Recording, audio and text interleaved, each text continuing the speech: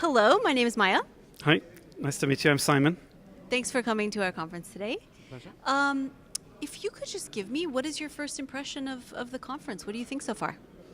No, very impressed. I mean, it's not the first time I've been at Bilgi, but it's the first time in Central. So it's a very beautiful campus. I mean, I'm used to the other two campus buildings being a little bit less green, a little bit less large, with less room, and etc. Looks like a very well organised conference. A lot of people here. I think about 300. Very well organised. So I'm really excited to see the rest of the conference. Great, good to hear. So I'm just going to ask you a couple of questions, one on the theme of the conference, and then the others more specifically about your talk with us today. So just sort of for the general question, what do you think is most kind of interesting or exciting about teaching in this kind of, quote, post-method era?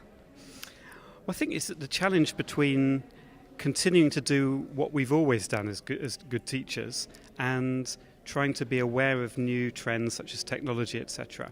And I think one of the interesting things is people are always looking for a new method or the best method. But when you look over the ages, I mean, people have learnt English really well, even in grammar translation, audiolingual times, etc. So I think it's less about which method you're using than whether you're actually a good teacher and you can connect with the students and you can find ways to get them interested. So I think we saw this morning, particularly from Gordon's talk, that people often see technology as being like the solution, but it's not really a solution unless you've already got good teaching in place.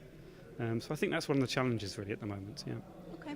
And just to kind of talk a little bit about what you're about to talk to us about, looking at sort of some of the challenges that are specific to the EFL classroom setting, what do you think some of the challenges are for students? Well, I think the biggest challenge is the lack of exposure that they have to English. So I think people often assume that it's quite easy to learn, that people who are educated, that they go into a classroom, get a bit of exposure to English and they'll just pick it up. But I think what we know from linguistics and SLA is that even though we all learn our first language without any effort, when it comes to a second language, it's really hard work.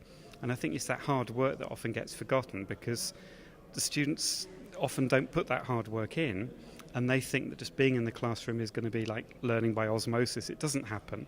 And then we find it quite difficult motivating students to do hard work when they're not used to doing it. So I think that's the biggest challenge, really. And do you have just sort of quickly, if you could sort of in a nutshell, are there a couple of conclusions that you've come to about how to do that work in the classroom, how to get students motivated to do that work? What is SLA and psycholinguistics telling us about that?